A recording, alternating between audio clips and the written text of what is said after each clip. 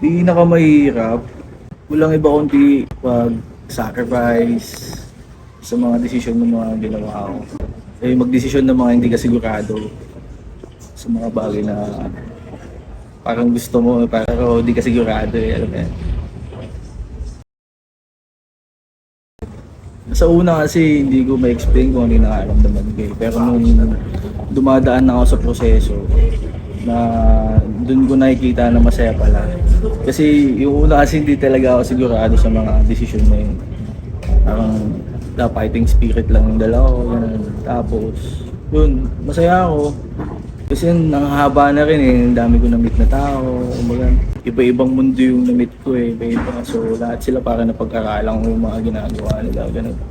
Hanggang sa dumating na sa point na parang, shit, ganito lang pala. Parang, kailangan mo lang din pala makontento.